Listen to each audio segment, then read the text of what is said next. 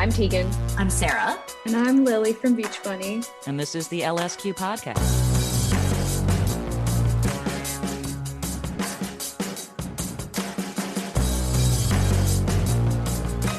Hey, it's Jenny LSQ. Thanks for pressing play on episode 62 of the LSQ podcast, and it was awesome getting to do a little something different this time than the usual one-on-one, a more roundtable type of conversation where Tegan and Sara, early LSQ guests, join me, as does Lili Trifilio, front person for the up-and-coming Chicago band Beach Bunny. The occasion for us all talking together is that recently Beach Bunny had a song from their 2020 debut album go massively viral, the song Cloud 9, where the chorus includes the line, "And when he loves me." And as a result of various factors you'll hear Lili talk about in this conversation, Beach Bunny decided to record an alternate version where Tegan and Sara guest and where each chorus features different pronouns. And it was great just to watch Tegan and Sara and Lili get to know each other a bit better over our Zoom. I apologize in advance for a little bit of unforeseen Zoom glitchiness. And where we begin here is essentially I was just asking them all what they've been up to lately. So the first voice you'll hear is Lili's. Let's go. Yeah, I mean, me and the boys were just at the studio rocking out, drinking lots of coffee, not sleeping much. It's a fun time. You know, your album came out on Valentine's Day of 2020, so everyone was unprepared at that point for what was going to happen next. And I'm sure you were thinking that you were all about to hit the road on tour and do the whole thing. And then we know what happened. But now are there shows that are going to be happening for Beach Bunny now that things are starting to look a bit safer? It seems like it. Everything's been scheduled for like the later half of fall. So I guess we'll just be like the rest of the world, kind of feeling it out, hoping for the best. And Tegan and Sara, what have y'all, where are you now? You're in your respective homes, but geographically, where are you? And what are your plans for the second half of this year, basically? Tegan and I are both in Vancouver and up in Canada, and we have been here riding out the pandemic. We both had sort of just recently relocated from Los Angeles to Vancouver permanently, and so it was sort of timely. I've taken to calling myself an oracle because I would always say to my long-term partner, whose name is Stacy, but I would always say to Stacy, like, you got to come up and live in Canada. Like, let me protect you. What if something bad happens? Like, we should get you residency. Like, we just never know what kind of calamity could occur. You'd want to be able to come up to Canada. And then we moved up here, and then a worldwide pandemic started. So she's like, she really respects me in a new way. So yeah, anyways, God, sorry, that was a tangent. Tegan and I are just doing what Tegan and Sara do, we're making music and writing books and just thinking up ways to keep ourselves relevant. Tegan became a parent. Tegan, amazing. Yeah, well, it's a fur parent. I mean, I didn't. Tegan, it's not love. You're right. You're right. Love. Responsibility is responsibility. Yes, I got a dog, like many other people during COVID, and it's a truly exhausting and destabilizing experience, but one in which I'm sure we'll get to the other side of and be like, I'm really glad I did that. Well, obviously, the last record that you guys put out, "Hey, I'm Just Like You," was related to the memoir of your high school years, but it was looking back, it was a group of songs that you worked on from earlier. So I'm guessing there must be kind of a reserve of new songs, starting to build. Is that a safe assumption to make? Yeah, Lili said she was going to produce the record, actually, last time we spoke. She signed a contract and everything. A verbal? It was a verbal agreement. No, Tegan and I we're deep into writing, and we just aren't entirely sure what that's going to look like. Like, is it an album? Is it a song? We don't know. It's so hard to keep up with the kids these days and give them what they want. We've also made this would be our 10th album, so we're also trying to figure out, like, do we need a 10th album? Do we just want to just throw a couple songs out and see? Thanks, Jenny. Thank you, Jenny. What? Jenny wants an album, you guys. I mean, everything we do will eventually turn into an album. I think we're up in Canada right now. It's like we haven't even really, most people haven't been vaccinated yet, and so we're just sort of slowing our roll. Like, we're not going to be able to launch a tour, and so do we want to throw a record out and then not be able to tour it? We already just did that. We put "Hey, I'm Just Like You" out, and similar to the situation that Lili and the guys found themselves in. We weren't able to tour, had to cancel everything. So I think we want to put music out, but not necessarily drop a record and then not be able to promote it properly and tour it. So we'll see, but there's a giant pile. I think we just crossed the 20 song mark. So we generally try to write about twice that and then make a record. So, but to segue to Lili, I would say that like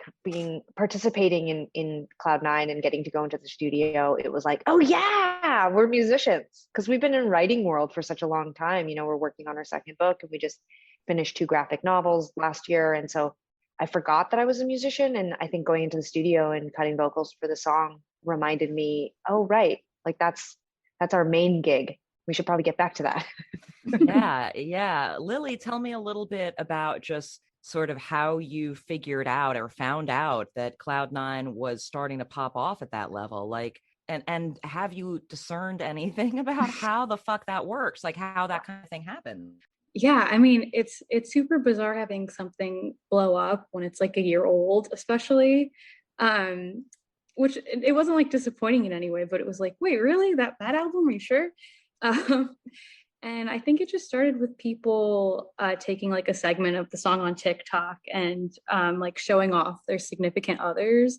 But then it like blossomed into an even bigger thing where people were just putting the song in videos that like had nothing to do with love or romance. Super bizarre though. But TikTok is like that. It just grabs something and like sends it. It's interesting to think that you can figure out what songs might work in that arena, or that you can present songs in a creative way or make people look at your song in a different way. I think we lost you, Jenny. I'll take bets on the back half of Jenny's sentence. I think she was going to say like, you can make people see the song different by creating visuals that tell a completely different story, maybe. I mean, you could even tell a different story than the music video that you made for the song. That was a good one. That was a good guess. I have a thought, but I want to wait for Jenny to come back because there she is. She's back. I don't know if you heard all my question. I figured out that was happening midway through. The question was whether any of the kind of creative interpretations of Cloud9 are part of what inspired revisiting it and doing this new version of it. And yeah, if y'all can tell me a bit, Lili, maybe if you can start just kind of how that idea arose and came to fruition. Oh yeah. I mean, it was I would say it was pretty direct communication from a lot of like supporters being like, "Oh, I love singing this song, but I use the alternate pronouns." Maybe not necessarily asking for a new version, but just presenting like covers and stuff like that. And my significant other uses different pronouns like they, them. So it just seemed like a really good fit to, you know, redo the song. And I think seeing the response, especially online, very clearly from fans has been reaffirming that was a good move. Tell me about a little bit about the genesis of Beach Bunny as your musical endeavor. Yeah, I mean, it was quite a slow growing project. It started just me like acoustic, playing open mics, and then my ex was entering a battle of the bands, and so I wanted to beat his band, but I couldn't by myself, so then I had to get a band to destroy him, but he ultimately won the short game, but I think I won the long game, so very much so. And when did you first start to like be drawn to music or to feel musical? I feel like in high school, I just participated in a lot of like, I don't know, like talent shows and choir and things like that, but had never written any of my own music.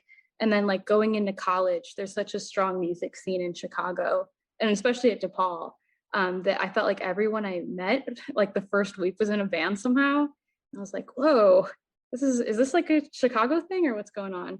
But I think I just got lucky and it was meant to be that way. And they influenced me wanting to like pursue music a lot, for sure. What are the artists whose music gives you that feeling that sort of you're looking to get out of your own, you know, that you're looking to imbue? You know what I mean? Like, who are the artists who really spoke when you were first starting to formulate your identity as an artist yourself? It felt like that was the energy you wanted to emulate.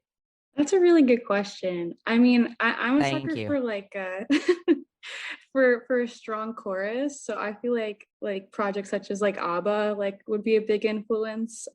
Or like I'm a big fan of Marina and the Diamonds. I feel like she's really great at executing big, powerful choruses. But I also gravitate towards artists that I guess have something to say when you listen to their song, and it isn't just like a string of cliches or things that have been talked about before. I like when people approach from like a new angle. How has your kind of approach to songwriting evolved since you first started? Do you have a specific process or sort of like a way that you need to do it when you're first starting a song out on your own before you bring in the guys? I think for the most part, I write songs when I'm feeling like some kind of intense emotion.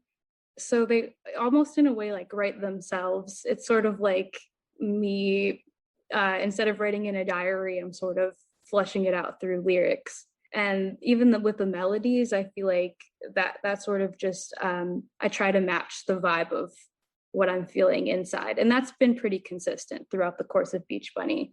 I think maybe I'm at a point where I'm more confident with what I'm talking about, and I feel okay with being more vulnerable with my lyrics instead of keeping it surface level. I guess for Tegan and Sara, I'm curious, was there ever a kind of a pivot for you where you realized like that you had to approach lyric writing or songwriting differently? Or like, looking back now, can you see that there was a moment where you're like, we need to deepen our approach to this? Yeah, I mean, it's funny because when we were teenagers, I think we were kind of writing really personal songs, but there was definitely a lot of like allegory and metaphors, and that was confusing. And we also were just like teenagers, so we were like little assholes too, so we were writing inflammatory lyrics just to get reactions, I think. And probably because we were closeted, there was also this really kind of addictive process of like getting really close to the line to saying something that was really like honest without actually saying it, that probably fueled the early songwriting, at least for me. It's interesting because a lot of our fans, especially the diehards, they'll tell us that they think our early records are so much more raw and vulnerable and honest than our records are now, and I completely disagree. And it's just one of those funny things where I think as our music has gotten more slick and produced, it gives the impression that we're being less vulnerable, but I actually think we were still really hiding in the early part of our career lyrically. But I definitely think records like If It Was You, So Jealous, and The Con, that era. So we would have been, sort of early 20s through our mid to late 20s. That's when we really, I think, got our most vulnerable and most raw. We started to talk about things like Lili was just saying, like kind of got away from writing about just what everyone writes about and kind of started to explore death and divorce and the end of things and insecurity and loss. And I think, every year that we get older and continue to write, we're more comfortable exploring those kinds of things. But I think I've still always leaned back that a great pop song is something that everyone can relate to. And I think the best, or for me anyway, the best high is writing something that I look out in the audience and see a whack of different people all relating to, because to me, that's the real goal, is to write your own personal experience. It's unique to you, but then find a way to weave everyone else's story into it. And I think in that way, you do have to write maybe slightly more generally, but not boring and not full of cliches, so. But also, there at Tegan, you're sitting there with a large bookcase behind you of many, many bound books. So yeah, have you found that that you've become sort of a more voracious consumer of writing and language as you've written more yourself?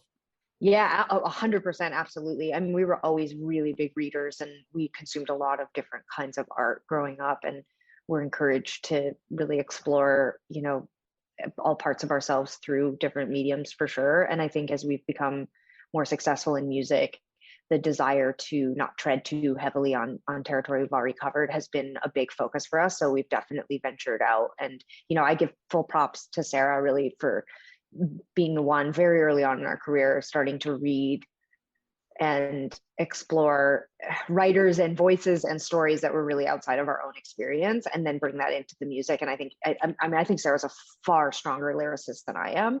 I think that she writes really complicated melodies and structures, but her lyrics just are so visual and so beautiful. I think she crafts, if I didn't have Sara, we wouldn't be, our band wouldn't be as good. Like, I think Sara has a lot of credibility. So, but the short answer is yes. I think we see writing and reading and exploring other art as a way to infuse our music with more depth and intelligence and thoughtfulness and with more touch points for other people to connect to, for sure.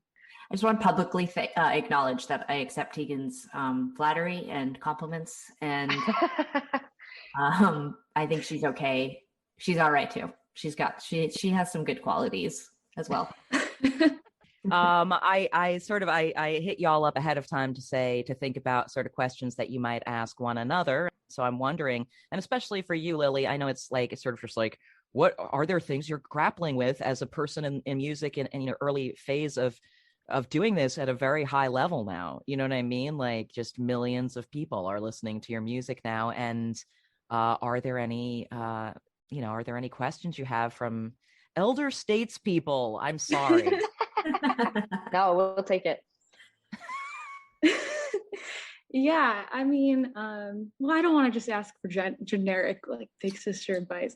Okay, one thing I think I am struggling with a little bit, which maybe y'all could help with, is I feel like I'm on the defense whenever people are critical, but not in like a productive way. Like, if people are just like, you suck, like, I almost want to like make response videos. So how do you guys not look at that stuff? Do you have any advice to not pay attention?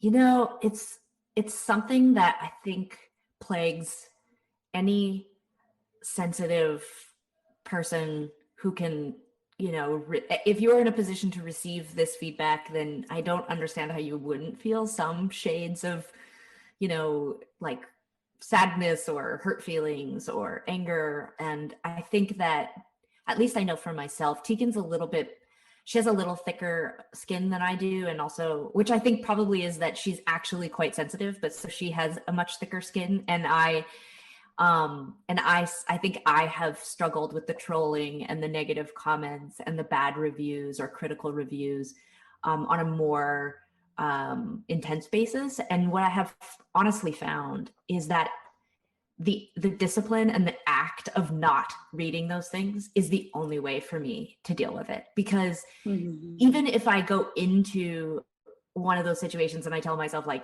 who cares? Or, this person is just some random person, logic does not apply. And I can't get out of that negative place. And so I just don't read them. And it's made me feel disconnected at times from the feedback that we are getting, or the love or the hate or the whatever in between. But it is the only way that I can sort of manage my own mental health and also not allow it to sort of disfigure my sense of self as an artist or as a person. And that's that's sort of like to apply it to like a sobriety kind of thing. I'm not sober, but I think of myself in those terms when it comes to criticism. Like, I couldn't have a little bit of criticism. Like, I just was like, it's either like I'm on a criticism bender and I feel like I'm ruining my life and myself, or I'm just not gonna read anything. And so I just don't read anything. Okay, I'll add to this. I do think staying away from it. Tegan's going to say the opposite. She's going to say the opposite, Lili. Nope. Just wait. I'm not. I'm actually not. I fully agree. I think abstaining from criticism and reading comments is a really, really healthy way to proceed forward, especially with the intense and heightened focus and attention you're getting right now. Like, I think abstaining is good advice. But here's how I get through it. And so I'll tell you something that other people have told me, and you should keep in mind at all times if possible. But what you're experiencing, this, millions and millions and millions of people all of a sudden looking at you and listening to you, and many of them having both good and bad things to say, that is such a unique thing that you're going through. And not very many people are going to understand it. And you are incredibly talented and strong person. Like, it's not easy. I know your success came through this, in some ways, through this viral experience on TikTok, but there are literally now tens of thousands of artists attempting the exact same thing that happened to you organically. And there's a reason why it happened to you organically. And you are special, and people are going to stand out. And so people are going to criticize you. And so you are going to see it. And all I do when those moments happen is say, man, I'm really lucky and I'm really grateful for all this success, but also like I stand out and there's going to be good and bad that comes from that. But what's happening to me doesn't happen to very many people. And so you can say mean things, like that's your opinion and that's whatever, but I am still this person and this is happening to me and I'm special. So I don't know, say what you will, but I just kind of just mow it down. I'm just kind of like, it doesn't really matter. I also will say, I always ask myself, who is the kind of person that goes onto a person they don't know's profile and writes something really cruel and mean? Who is that person? And I'm not like, that person's a monster. I'm not. I'm literally like, I don't know very many people that do that, but I wouldn't do it. And so I imagine there's probably something very complicated happening for that person, or maybe they've never had opportunity to have feedback given to them that way, or maybe they've had too much of it. But either way, it helps to deflate and diffuse the power of that. But to just ask myself, like, what kind of person is that? As we round into the home stretch, I'm curious, Lili, for you and for your band, are you starting to work on album number 2? And what are some of the challenges you're going to be getting into in the remainder of the year? Yeah, we're working on it right now. We're at the studio, which has been super fun. Yeah, I mean, I'm really, really proud of all of these songs. Hearing them finally come together is so gratifying, especially after like a really, really long break of not being able to do much. And yeah, we have touring planned for the end of the year, but like I think the focus right now is just building this story that's in the album, and like, I don't know, putting all the visuals in my head into videos and all of that stuff. I'm really excited to be working again. Tegan and Sara, tell me, because we can talk about this next book thing, right? That you were giving me a little info on at the beginning of the call. Can you tell our listeners a bit about that?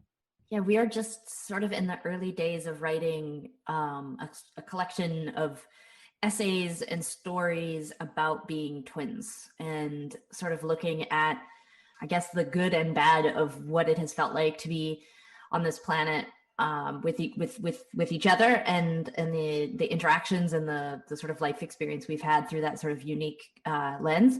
And once that project is sort of underway, we also have a sort of secondary project associated with it that is more of a podcast audio project that will sort of take some of the themes from that book about twins, but we'll have more fun with it and get to do interviews with people like twin experts and people working in different fields, maybe not music, but we'd love to be able to talk to different kinds of twins who've had different kinds of experiences. And so it's a sort of multimedia project. We've also talked about trying to figure out an offshoot that would also be a television sort of visual thing, just because obviously with twins, we think that there's a way to tell some stories using the actual visual elements. But we sort of the sort of like the inspiration for all of this is that as twins, we always have felt like twins are misrepresented and misunderstood, and they're either like evil or creepy, or like there's like so many different kinds of experiences and types of twins. And we really wanted to, I don't know, just like sort of look at that, like really explore that through our own experiences, but through other twins' experiences. And so we're sort of seeing it as like a sort of far-reaching project that we're going to spend probably the next year really focused on. It's pretty awesome that on the meta level, it's like an examination of your entanglement with each other that requires further entanglement. Oh my God. I think that one of the first things I remember, like when I started going to therapy in my 20s, I remember one of the first things that I really wanted to like dig into was this kind of existential crisis about being a twin, like this idea that I was both wholly unique, but then also was like sort of like a scientific mistake, like I was always going to feel like I was supposed to be one thing, but I was two. And this sort of vulnerability and sort of like almost mental confusion that came with that. Like it was like I only really figured that out in my 20s, like when I was away from Tegan. Like up until that point, I'd just been like, didn't think that much about being twins. But I think that how I sort of overcame all of that was realizing that we're doomed. Like, it's like you can try to make yourself unique or whatever, but we are just so doomed. And we just have this experience and there's nothing you can do but like lean into it big time. So that is what we're doing. We're really leaning into it. And hopefully, I hope without sounding corporate, rebranding or like recontextualizing what it means to be a twin and giving, I think, leveling it up or like sophistication. Because when you really look at twins, like what is sort of like publicly enjoyed or whatever, it's like it is pretty wacky. And we kind of want to look at all of it. Although this is sort of our closing note, I don't want to bury this in the fact that this episode is coming out during Pride Month, and I really was enriched by talking to you guys, Tegan and Sara, for our first go round with the podcast about, at that time, we were talking a lot about like making concerts into safer spaces and the ways in which you were really looking at that and looking at the data and trying to help put together a binder that would make concerts into safer spaces. And I wonder, you know, as we listen here in Pride Month 2021, just sort of what action items y'all are interested in. Obviously, like gender affirming healthcare for trans youth is very important and something that people need to be making allies of themselves in that area. But yeah, what are some kind of action items that you think for allies that we can be helping with? I mean, look, Pride Month is it's awesome that we spend a month focusing on how to be better allies and you know, put a focus on all the issues that remain for, you know, the umbrella of LGBTQ plus communities out there. And I think that it would just be wonderful if we could extend that for the whole year. I think unfortunately we still are living in the aftermath of marriage equality, where everyone thought, okay, great, we got marriage equality, we're all good. And it's like, you know, there are just everyday stuff that affects the LGBTQ plus community still that we need to focus on. So, I mean, I think a few action items, certainly just keeping it music related is just continuing to push to have as much diversity in the mainstream as possible, to have as many voices represented. You know, I feel thrilled at the success that we've had, but as, you know, white, cis, queer women, you know, looking at it, it's not as hard for us, you know, and I think that we just continue to think about ways to get women into different parts of our industry,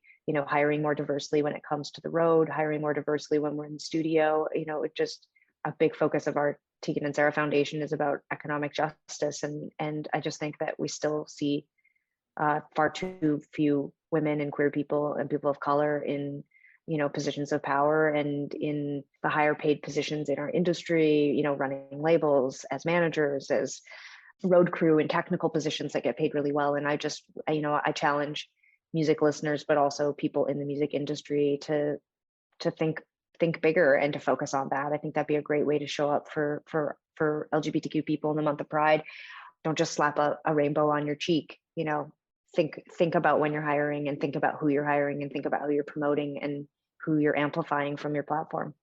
Did you mean butt cheek or did you mean cheek? Either cheek. You know, I mean, during Pride, a lot of people put it on their butt, but like, that's fine, but just saying. Oh my gosh. Well, thank you so much, all three of you, for connecting with me for this. Thank you so much for having us. Always a pleasure, Jen. All right. Thank you so much for listening to episode 62. You've made it to the end.